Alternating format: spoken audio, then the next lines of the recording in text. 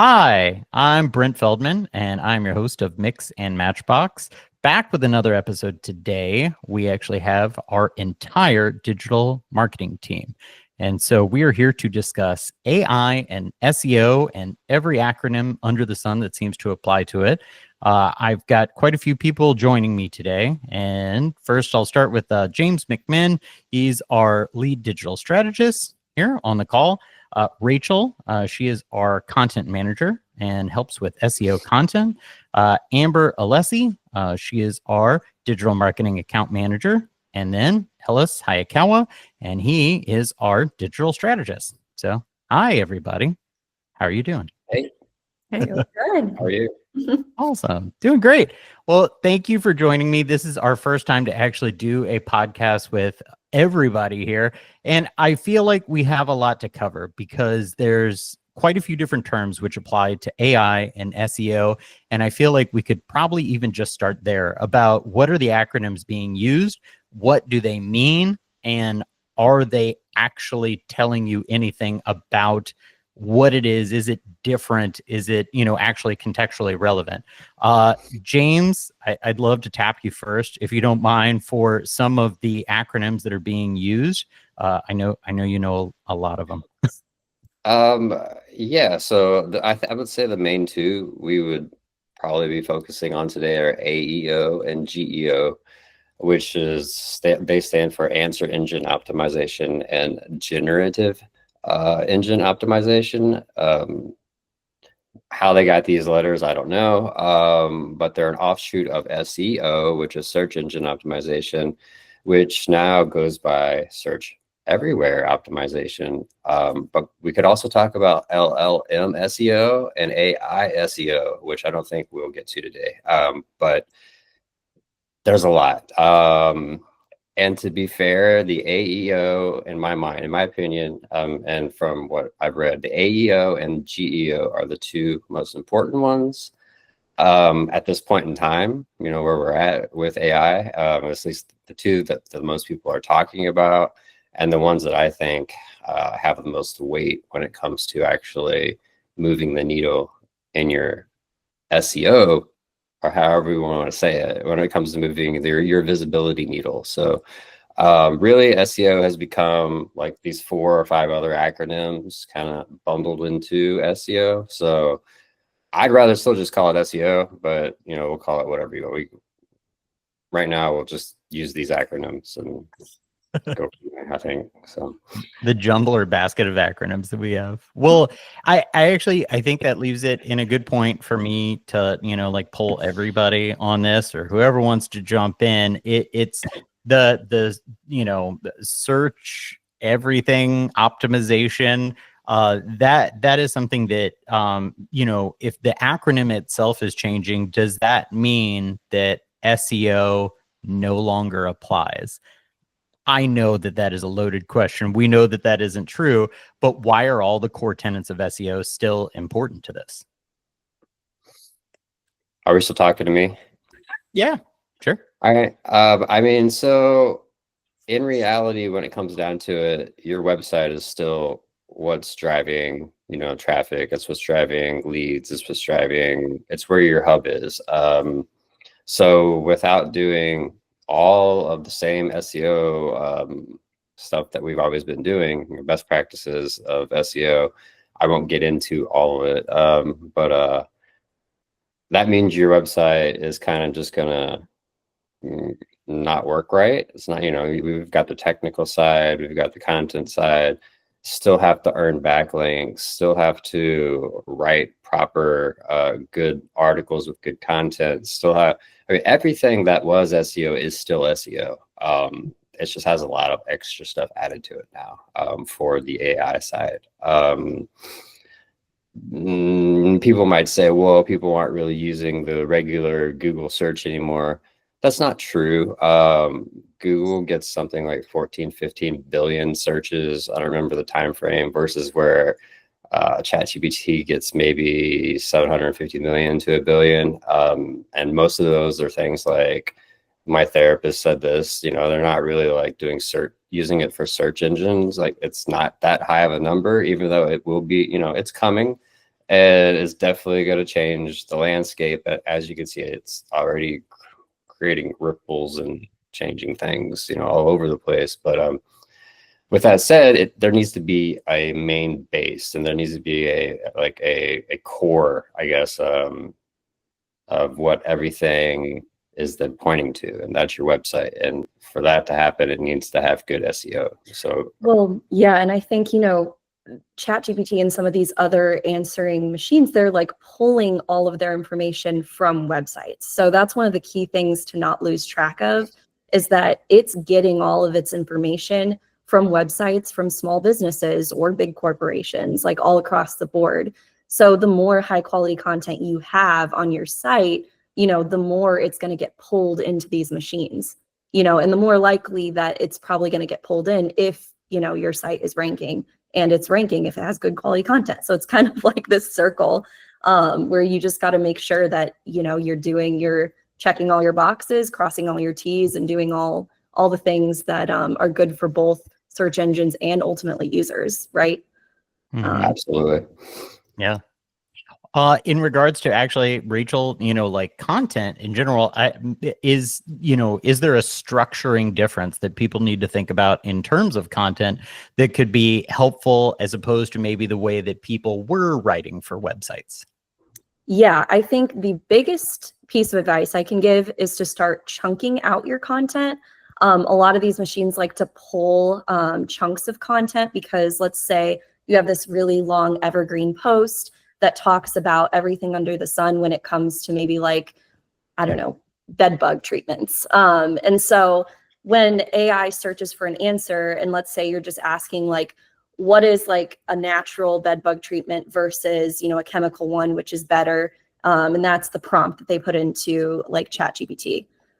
You might have a blog post that talks about that and it pulls it, but it's going to pull just that chunk that talks about, this versus this.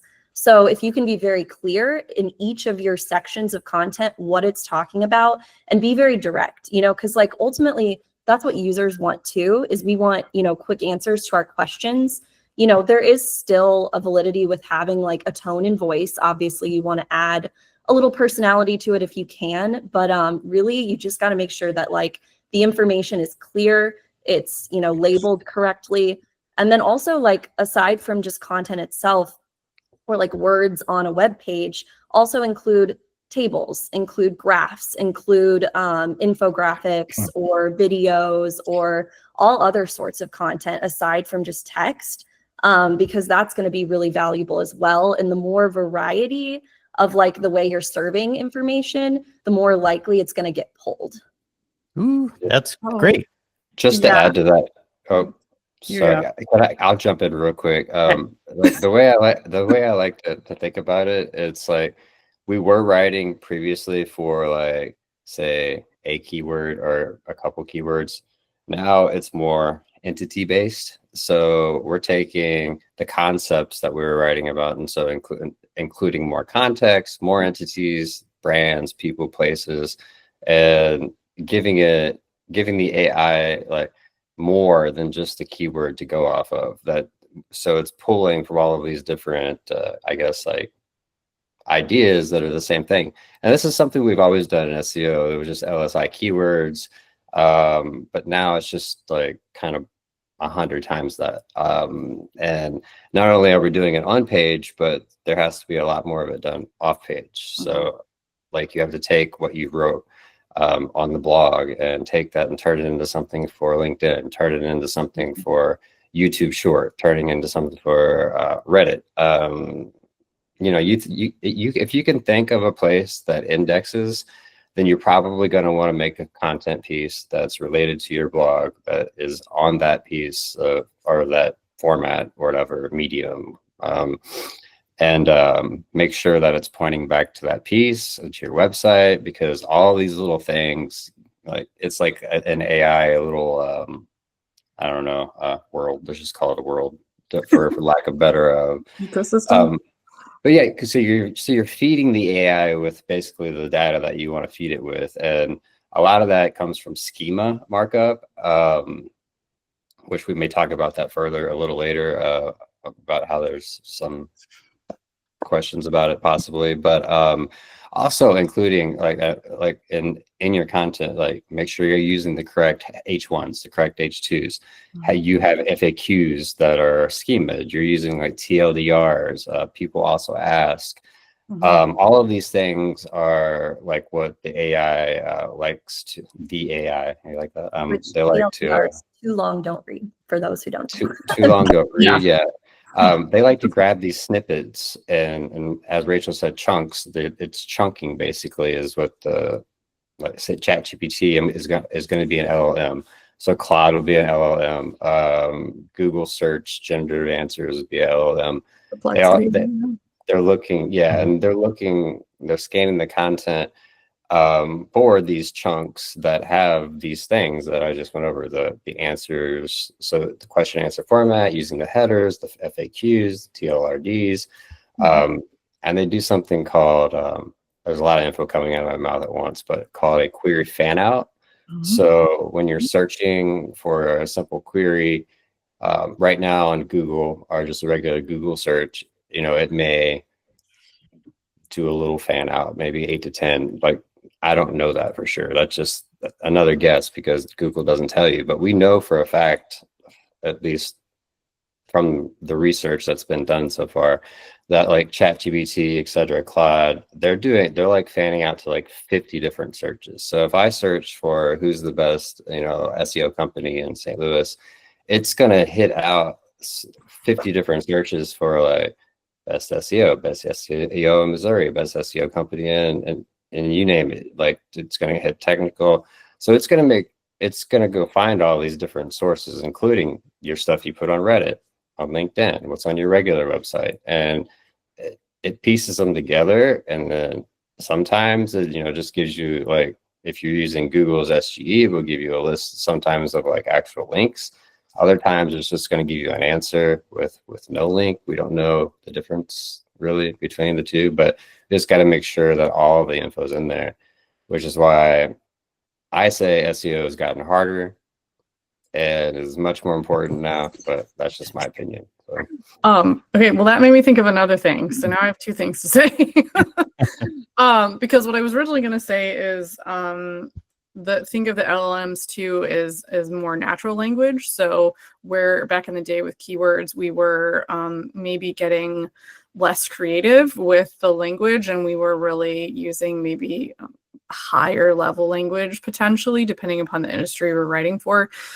It's a more natural language model. So therefore it's more related to how people speak. And so it's really important to consider like, okay, we use this jargon in our industry. So this is really going to hit B2B type clients harder than it's going to hit B2C, because B2C, they're already used to talking to the user, to the customer, to whoever is purchasing the product or service. But if you're a B2B, you really need to kind of look at your jargon and go, well, how is somebody actually going to be searching for this? And while B2B may it seem natural that everyone understands the same jargon, like the LLMs aren't going to look at it that way. And so they're not going to serve it that way. So you need to kind of also consider some of those things when it comes to, not that you're writing for the machine, but there's always that separate side to SEO where you're writing for the human and you're writing for the machine. Right. Like in simple terms, it's just, you just think about what people are typing into ChatGPT and then you create content for that. Yeah. Well, that's the second. And ask ChatGPT, how are people talking about this? How do I? Yeah. Level. And that's the second piece. Like you also have to consider, what are people actually using AI for right now? Like, are they really getting into the weeds and looking, like, for example, and maybe I will always say I'm a jaded marketer, so I do not use these tools the way everybody else uses them. So I can't use myself as a really good example, but I'm not going to go search for a local restaurant using ChatGPT. Like I'm going to use Google and I'm going to look at the map results and that's my answer. So like, but am I going to ask some questions? Oh, I froze. Am I going to ask some questions? Is it going to be more top level information seeking? Yeah, probably. So like, that's also what you need to consider, like the content that you're writing for AI versus content that, you know, when people are coming back a second time because they saw you as part of an AI result and they look for you and find you organically, that's where you're actually answering it with maybe closer to a purchase intent or closer to a call or a form fill or something like that. Yeah, I think a lot of those AI prompts are going to be very specific and very situational. I mean, obviously this is all anecdotal, but it seems that to me, like that's how people are using AI. That's how I use it, right? Like you said, if I'm just looking for a restaurant, I can just Google it and I'll get the nearest results in an instant. But if I'm looking for something super niche that would be on like page 10 of Google or something like that, then it actually does save time. So, it's going to be really important to, try and answer those very specific questions and prompts. Yeah, and one thing I think to keep in mind with AI responses too is that they are biased to your own opinion, your own thoughts. Like there's actually a South Park episode on this recently, which is great. I won't talk about it because it's probably inappropriate, but it goes into that bias because like it's kind of like a little yes man, yes woman, where it just feeds off of your idea and like you've got to go into it. Yeah, just being able to play devil's advocate to your own thoughts and ideas because AI won't always do that. No, you're absolutely right. And I was going to bring that up about like the research part, because the other day I was like, like what are the best, like the top 10 like restaurants in like St. Louis right now? And because it was my wife's birthday. So, and anyways, it gave me restaurants that I already knew, or like that had like food that it knows I like. And I'm like, are you being biased towards like my answers? And it's like, it literally said, yeah.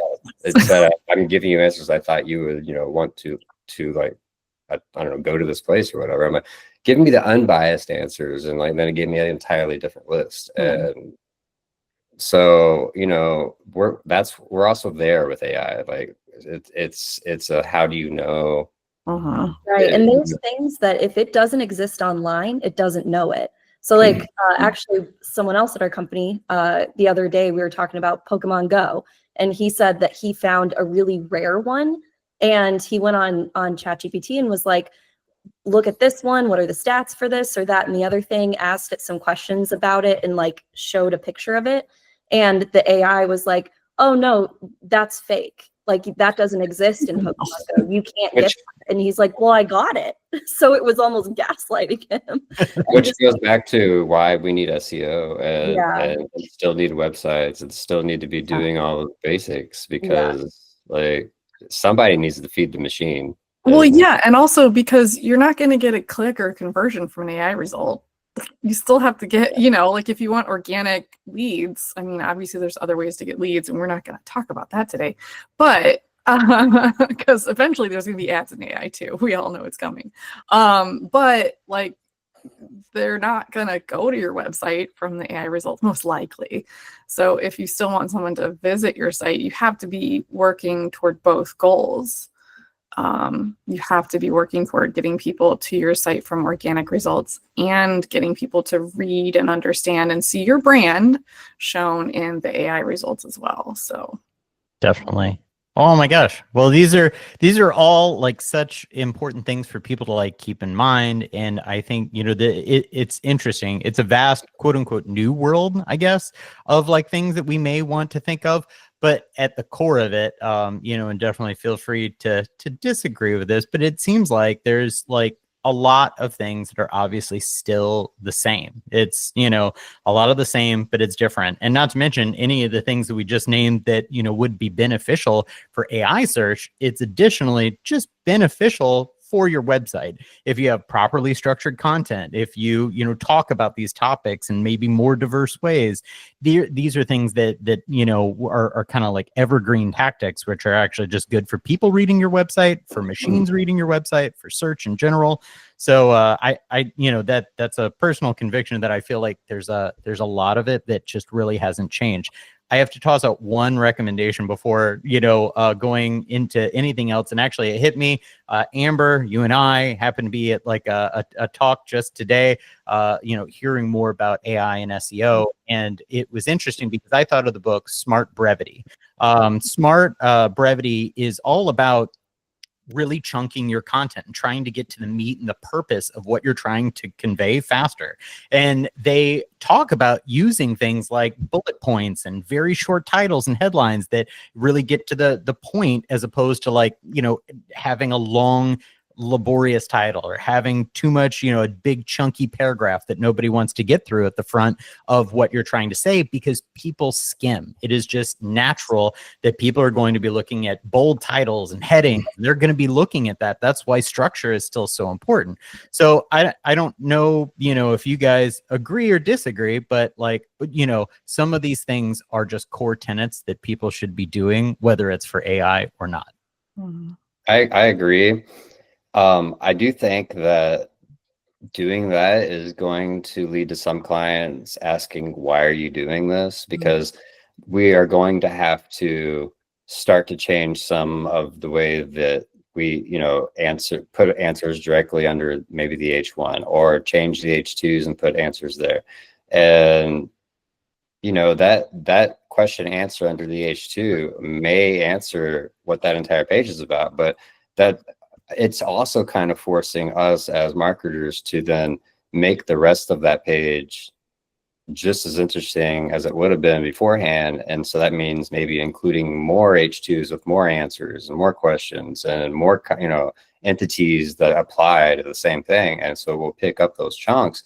And that's where it comes into the question, are you writing for a human or a machine? And really it's both still, but you need that main answer on the top, that main question on the top, because that's what AI is kicking off of. And that's what they're like, you know, once they get that, it'll move further down and more questions, more answers. And so I could see that being an issue for clients. And like, why did you write this weird H2 at the top of my, you know, service page for whatever, you know, I'm not going to say any services, but it's going to be, you know, there's going to be a little bit of a learning curve, I think, there. And I think that it's necessary because obviously AI is feeding off of this, but it's not far off really from what we normally do anyways. It's just it's going to look different. It's going to be. And I think what's important too is, yes, like there's another whole set of robots that are now crawling sites and everything with all the generative AI, but we also do still have real humans who are reading your content. And like, I think one of the big things is like the way that we're chunking content and writing content can be for both, because as you said, James, you know, we're giving people the answer to their questions faster. But the big thing we don't want to lose sight of is our content actually sounding like a human wrote it, because that is where, if you get too deep into writing for robots, you can kind of lose that voice behind the content. So, and I think that's really important because your customers, because ultimately the content on your website needs to speak to your customers and engage them and keep them on there. If it's too robotic, you're going to lose them, you know? So it is really hard. There's a difficult balance to strike there. Yeah, it's kind of like the recommendations that they're giving of, well, you know, if you don't show up in a top 10 list, just create your own top 10 list and put it on your website and host it there. And it's like, well, we could do that and that's fine. But then in the end, it's like, does that top 10 list really mean anything to anyone else other than the machine? I know. Right. It's a fake top 10 list. but they highly suggest doing that. And who's they? You know, the AI lords. But this is just another thing that we don't know yet. It's just we're all learning still, I think, and that's one of the pieces of content and AI that. And maybe I can get all of your guys' opinions on this. Like, what do you think about doing stuff like that? Well, I think the big thing is to, at least for brands, is to not lose sight of who they are at their core. You know, just like with SEO, there are so many best practices out there. Some strategies are for certain people where they don't work for other people, depending on your industry, your audience, you know, your goals and everything. So I think if you ever get too lost in the noise of SEO, AEO, GEO, all the stuff, because it can feel very overwhelming, like come back to like who you are at your core, what your goals are, what you're trying to achieve, and then start taking all of the advice that you're getting and then applying, like, what makes most sense for me? What can I apply? You know, and apply it in a way that is going to be strategic and reach the right people, these machines and my audience, you know? So from what I'm hearing from that is, let's create top 10 lists for each client and make our client the number one on each list and see how that works out. Wait a minute. What? I don't know how you got that. That's what I From all heard. that, That's what I heard. I mean, there's something to be said for testing things, and I think that that's good to do. That's what you use your marketing team. I'm glad you picked up on that. Yeah, it's really good to use your marketing team or your agency they're the ones that should be testing things for you and checking to see how that works, and then they can do a quick regroup or redirect if something isn't going right. Because, you know, as the client, I mean, we work with plenty of clients that don't have like a full-on marketing team, and so like we're the ones that are gonna do the quick pivot for them if it doesn't work out. So testing is great, but at the same time, you know, keep your integrity intact and don't go doing some wild and crazy stuff that doesn't make sense or it seems a little shady to you. Like if you personally feel icky about it, don't do it. Yeah, and it's okay for things to fail and to like try things and it not work, sure. and then go back to the drawing board and try it a different way, you know? That's it. With just test, because like we're in the wild. Okay, look, I've been doing this for nearly 20 years, and I've seen that zero-click position shift from one thing to the next, and now it's AI. So I'm not terrified. Like it's just the next thing that's popping into that place, and the next thing that's taking over kind of like what we do, and another layer to the onion. I do think this is, you know, bigger than a lot of, you know, the map results or something. Obviously, it's not the same thing, but at the same time, like it's just another thing for the professionals to learn more about. And because we're in that learning phase, it feels a little crazy, but at the same time, that means we have all kinds of new tools that are coming out, all kinds of new ways to test out, you know, our traps on things. And I think that at the end of the day, people are in marketing because they like to do those things. They don't want to just sit and do the same thing every day. Like we're in it because we like to try and test, and you know. Yeah, I think what you just said is maybe something I should have talked about at the beginning, but because it kind of reminds me of what's going on. Like with all these changes and all of the stuff that's happening, all these acronyms popping up, there are tons of new tools popping up, tons of new companies popping up out of nowhere.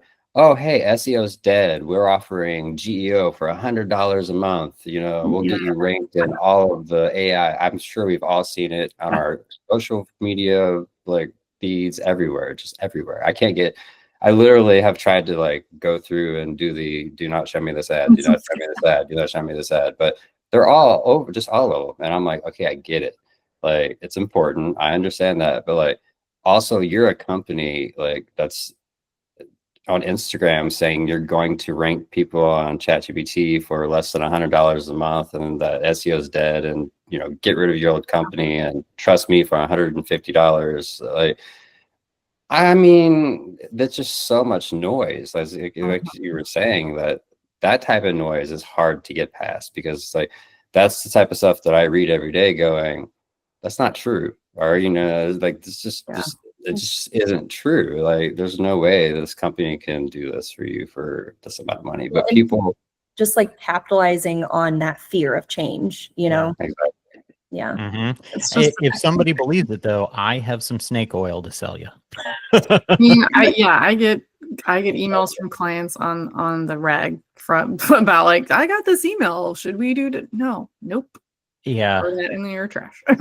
I mean, but it being the Wild West, or quote unquote, or as everybody's learning, it is like rife for those people to come in and spread fear and make people think that basically everybody's search habit is changing overnight.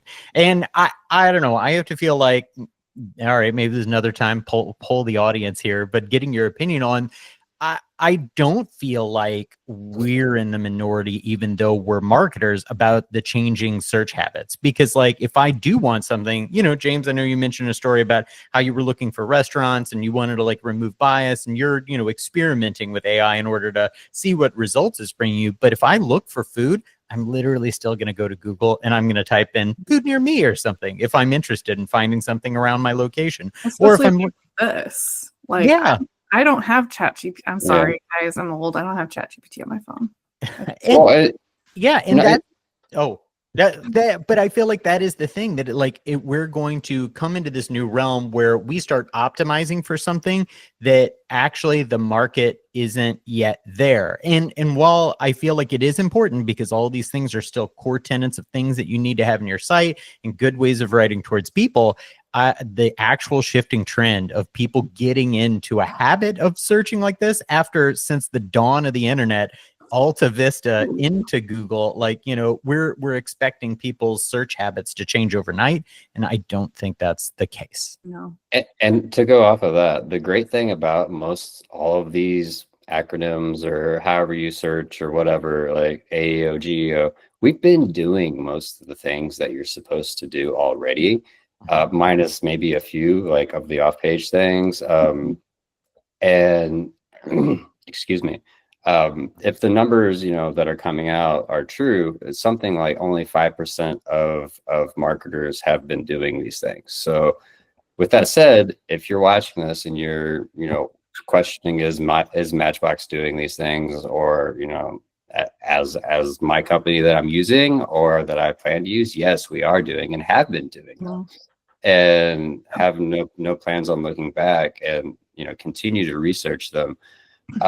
Which I think sets us ahead of the pack for a lot of things. At the same time, you know, we see a lot of these things coming out and saying you should do this, do this, do that, do this, do that, and we're doing a lot of these things, and not every client is the same, because we've been doing these things for some clients, you see great results, something not doing it for others, see not so great results. So my point is, I don't really think anyone knows yet like what the actual ranking factors are for the like ChatGPTs, the LLMs across the board. They could all be different. You know, we have a pretty good idea of what, you know, the studies say, what the people say. But like, I'll go ahead and bring it up. Like I was telling you guys, there's a lot of this focuses on schema and schema markup, and using schema and having it in your, making sure it's in your FAQs and making sure it's in your author bios, which goes into your EEAT, which I love acronyms.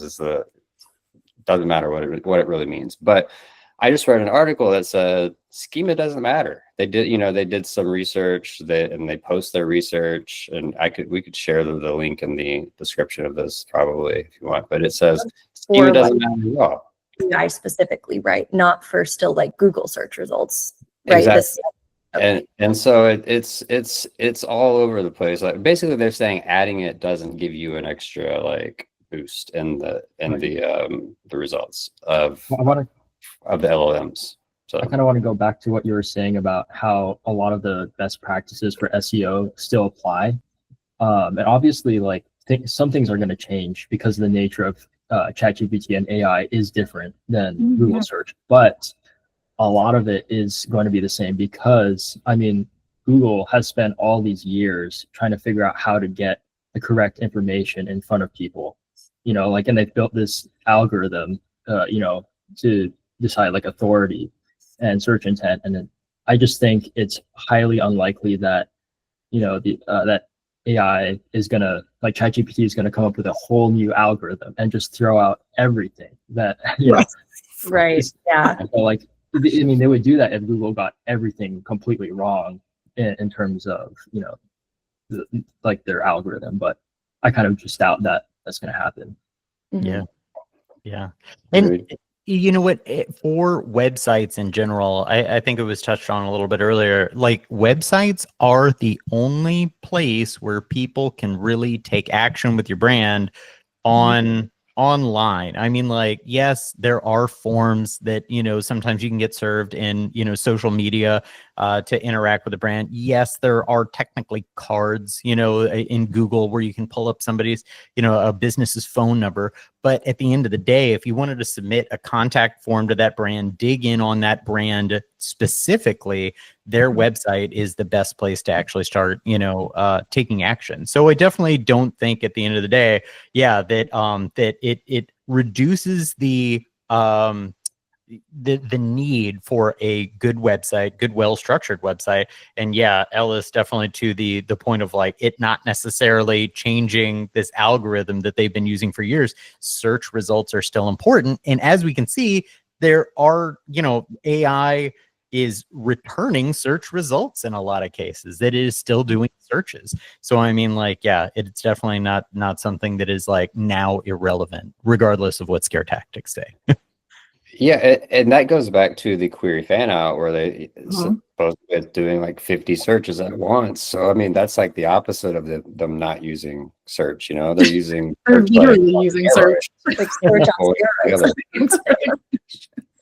Yeah, somebody years ago, like, and I think this was like the dawn of like ChatGPT just gaining like more kind of like following, but it was like treat AI as like your the best intern you ever had, somebody who will go out. And I feel like it's becoming more so that it'll do those searches for you. It'll bring back results and say, hey, this is what I found. But at the end of the day, it's it's not a replacement for anything, but it's a great augment. Now, that doesn't mean that all of this isn't going to change in the future. And we're on Chat GPT 5, but let's say the next few models just start blowing our mind and like do something radically different. All of this stuff could change. And James, you touched on it for 1 second, but I think it's good for us to preface anything here as we read a lot. Our entire team does about this stuff, and there's nothing that we're prescribing saying, oh my God, this is going to solve your, sort of ranking problem, whether that be on AI, whether that be, in Google.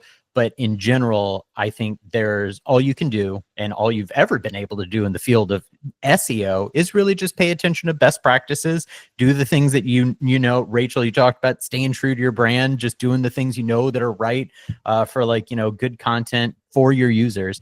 And that should honestly be probably anybody's guidepost. Yeah. Agreed. Like I was telling you, I wrote my notes. I scrolled down to find them, and it's a cliche, but AI won't replace SEO, but SEOs using AI will replace those who don't. I mean, and that's pretty much where we are. Like, Yeah. Like, don't be afraid to still yourself as a business use AI as a tool. Like, despite just showing up in search, use it for what it is. Like, it can inform so much. And like, I think with content specifically too, one of the big like trends now, or I guess not trends, but something that we're seeing is like the online world has always been very saturated, but it's even more so because more content is getting put out because people are using AI to put out more content. So like, that ties into how SEO is more relevant than ever. Copywriting, content writing is more relevant than ever. Like, you have to be consistent with putting out content. And again, like, not just, we're not going back to the quantity over quality. It needs to be quantity and quality, which is difficult. But that's why SEO, content writing, it is getting harder. But yeah, because now anyone can mass produce content, right? I mean, like, if you have a computer and you have ChatGPT, you can mass produce content, but it really comes down to the authority, the brand credibility, and you can't really fake those things. And that goes back to doing SEO correctly, because that builds brand authority and it builds. I just had a brain fart, guys. I had COVID just like 3 days ago, so I'm surprised I'm even able to think, but yeah. So I lost my train of thought, but that goes. That makes sense. Like, if everyone's producing like ChatGPT content, then what matters are like, including case studies or reviews, or even like opinions, things like that. Those are super good. So like authentic, real human brain content as opposed to, that's the differentiator. well, I think that's like a big piece of like keeping a discerning eye when utilizing things like ChatGPT, because if it's coming from, if the only thing that feeds it is things off the internet, then, and I know what kind of other stuff is on the internet, like you got to be careful too, because like, you know, I get clients come to me, they're like, well, I just plugged it in ChatGPT and this is what it says we should do about da-da-da. And I'm like, but right. You like ChatGPT pulls things and it takes the average, average opinion and says that as her answer. I mean, like, Yeah. is the average opinion necessarily correct? Like it can be or could not be so. And there's a lot of stuff that is inaccurate online or not current online that could be pulled in to use for answers. So like just keep a discerning eye in just automatically using ChatGPT to answer every question you like. Don't Like, and just take it with a grain of salt. Like, don't think that like the ChatGPT response is 100% the truth. It's just something to help inform you. So. right. And the more you use it, go ahead. Sorry.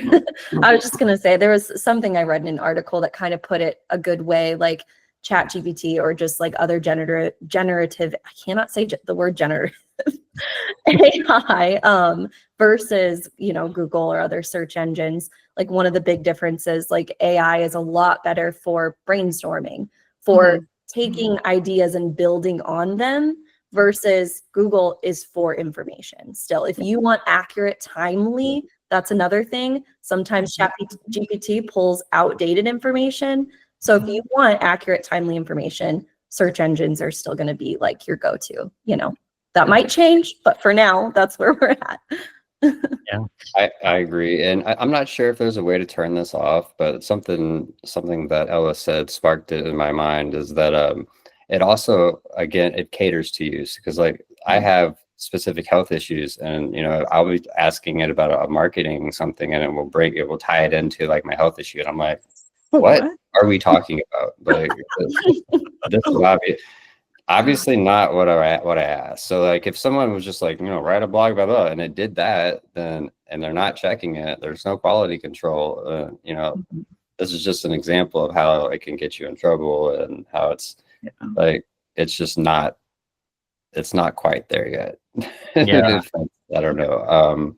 It's like I don't know. I think Brent, you were mentioning how it was like a college student or whatever. Right? First, it was like a high school student and a college student. Now it's like a grad student, but it's still like not able to like. It can think like a grad student when it comes to intelligence, but it can't like reason. It's so biased. Like one time, I decided to like debate ChatGPT on like anything. So I was just like, hey, just give me a topic, and then let's debate this topic. And then as I was debating it, ChatGPT, I was like, hey, actually, you're wrong. It's like, oh, looks like you got me. It's like not even a point,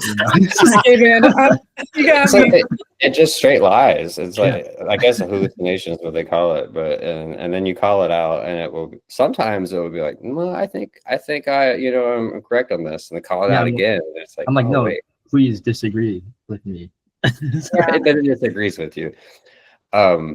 But Amber, one of the hardest things I think we're gonna run into is like measurements and getting the analytics for the tools. And I don't know, maybe you can talk on that. A little bit. I mean, I think right now, so like the tools that we utilize are still developing their own tools to measure things like that. And that's the hard part, because what we don't know, we know so much, even though Google hasn't shared the whatever, 1,000 some odd ranking factors that go into the algorithm currently for search. We know so much based on historical research and data and like people proving out theories. We don't have that historical knowledge about the LLMs right now. And so it's literally like some guy over here is like sitting around going, I have these healthcare clients and they're paying me millions of dollars, and therefore I'm developing this tool for myself, for my clients. So it really is, I mean, that's why it's really good that we can lean on best practice and things that we historically know to be true. But we can still measure what matters most to the client, which is the leads and the customers and the people that are like converting on their site. So like at the end of the day, like the things that matter to the client aren't really going to change. It's just how are we making sure we know we're getting people to the right place? And I think it's more on us to figure out, because it's going to get real muddy. Like what I understand now is like So we're going to get, there's a potential for twice the amount of impressions, right? So we're going to see the divergence is happening. The impressions are going up and the sessions, visits, clicks, whatever, indicator is going down, or it's staying kind of stagnant, right?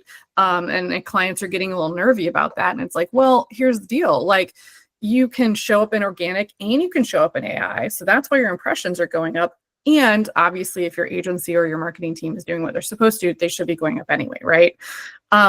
However, at the same time, what's going to happen now is people might see you in the results and then do a secondary search for you, which we can't tie those two together. And now it's like, did they come in on a branded search? Did they come in on a ancillary question that was like a detailed portion of what their original question was? How did they modify that search? And then maybe they didn't go through AI and they actually clicked on an organic result. So it really is, unfortunately, muddying the waters from a measurement perspective when it comes to those sort of like attribution, like directly attributing things. I still think that at the end of the day, like I said, like clients have the same goal in mind. So like the KPIs that they want to know about are going to stay the same. We're probably internally going to have to, as marketers and SEO professionals, figure out, well, what tools are providing the best information for us to understand what questions we need to be writing content around so that the LLM, so that it is picked up by AI. Yeah. And so that's where we're, we have to look for those tools. And unfortunately, because it is the wild, wild west, what we're seeing is we can't beta test these tools. They're super expensive. Right. And so unless clients want to buy in on this, yeah. So I have one quick thing on this, and actually I think it is interesting, especially with like it is part of what you just said of like, we're beta testing this. It is leading us to potentially write content for good prompts that are helping us lead to, things that maybe customers or people, using these sites may be curious about, but all of the measurement lacks transparency. And, I think whether it be how the actual LLM is pulling the information, we don't know. We know that there's biases, but there's also biases built into our own Google search result. As logged in users, we will frequently, pop open an incognito window in order to like sort of like get away from what does this look like without the bias. But I think that's where it becomes like fascinating of like, okay, wait. So we've got potential bias on top of potential lack of transparency, opacity when it comes to how like filtration. Yeah. Mm-hmm. Yeah. And so like, are they using it geographically? Like, are they opening an instance of a browser with ChatGPT in a specific location that may be colored by specific, result? There's just so many questions to, even the tools that we have. That does not mean at all. And oh my God, please don't let me be quoted as saying we shouldn't trust any of these tools, because you have to try things. And I know that that's one thing that is a hallmark of what we've all been saying here is like, we have to test, we have to try. But I think people should know how, not necessarily with a grain of salt, they should take those things, but is that this may not be telling the full story. So my sympathies also on Amber conveying some of that, data and that story to clients too. I think, like some new things are coming out. Some of the tools that we're used to using, things like Ahrefs, SEMrush, like they are working on at least being able to parse out. So what we do know, for example, in Google Search Console, it does consider the clicks and impressions that come from AI in the total clicks and impression numbers that you see in Search Console. It does not, however, separate them so that you're understanding what is being pulled from that LLM perspective, like what that generative engine is determining, like this is something that we're pulling for AI and this is something we're leaving out of AI. But there are tools that we as professionals are used to seeing that are starting to at least work on having that information parsed out, so that if we can get to that point with bigger tools that are easier, that we're used to using, and there aren't some just like weird random one-off tool that can only give us this one piece of information, like if it's something that it's part of our arsenal already, then we can start to build off of that. And I think that's what's really important, is like once we get that baseline information and we start to understand, because I think as marketers, we're used to looking for patterns in data. Like we're very good at finding it, looking at anomalies and seeing what's different, what's wrong, and then that way we can build off of that. So I think it's a good starting place, at least. Yeah, the closest thing we have to that in terms of like visibility is basically tools that sort of guess these prompts that people might be searching for based on like whatever. It could just be a guess, or it could be from like Google searches. And yeah, turning those searches into prompts and then running those searches or running those prompts in ChatGPT and seeing which ones show up. And that's like a lot more ambiguous than the way SEMrush does Google search keywords and everything. But it's better than nothing, and it can at least give us like a direction. Right. Yeah, it's just. Oh, sorry. Go ahead. You're fine. Go ahead. I'm just curious, and I don't think we know this yet, but maybe we'll start seeing a shift, even just with like, I mean, we've already started seeing the volume around long tail keywords increase because of voice search when that came out, right? Yeah. And I think with prompting, the way that people search is shifting. So I think those long tail keywords, we may start see more traffic around those, where historically, we had the short tail keywords, which were highly competitive, but also had a lot of traffic. And then that's where we built our content clusters and, tied into like query fans and things like that. And I think it also, to build off what you were saying, Amber, with metrics shifting, we may see the entry points for people's websites change, where, blog content might start getting more traffic than maybe even some of your main service pages because of Or direct traffic. Searching. Yeah, or even direct traffic. The landing pages, yeah. Yeah. And James, I don't know if you want to talk maybe more to that, but I'm just curious how the shifts we'll see, I was just going to throw out some sound bites that I came across that I thought were pretty interesting. Since we're close to the end, I don't know. But like one of them is Google is no longer the only front door to the internet. AI engines are building side doors everywhere.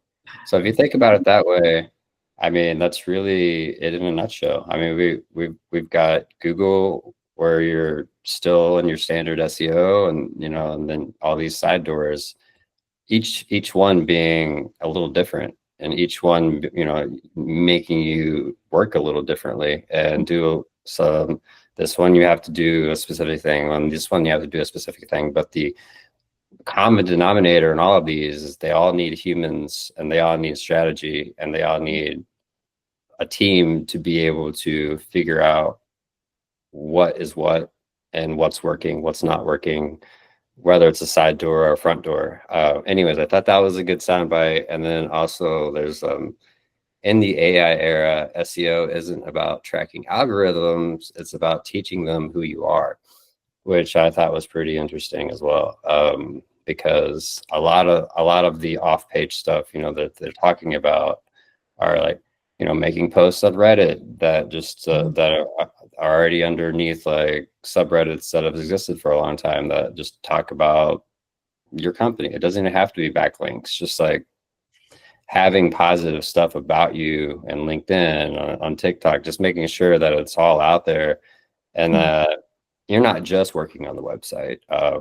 But the off page is like a lot more work now. So I don't know. That was a good soundbite. And the last one is AI can scale content, but it can't scale trust. That's where human strategists still matter. So take that for how you will. But I think those three things kind of sum up AI at this point. So. Absolutely. Actually, oh my gosh, I know there's probably a ton more. We even talked about, having like another podcast, probably at least entirely, if not to general thoughts, to more specific things that we've picked up along the way or things that we're actually acting upon right now. But at a bare minimum, I'm so happy that we got to do this. Thank you guys all for, being a part of it, contributing all that, you've learned. And hopefully this is helpful to anybody who's like just entering into the realm of AI and SEO, or just doing SEO and want to, you want to know some additional best practices. So Rachel, James, Amber, Elis, as I see you on my screen, because that's that's all. Put that out there. But anyway, I want to say a big thank you so much for going through everything today, and hopefully we'll be back soon with another one. So thanks, guys. Thank you. Awesome. Well, this has been another episode of Mix and Matchbox. I'm your host, Brent Feldman. We'll be back soon with more content. Please like and subscribe. Thanks.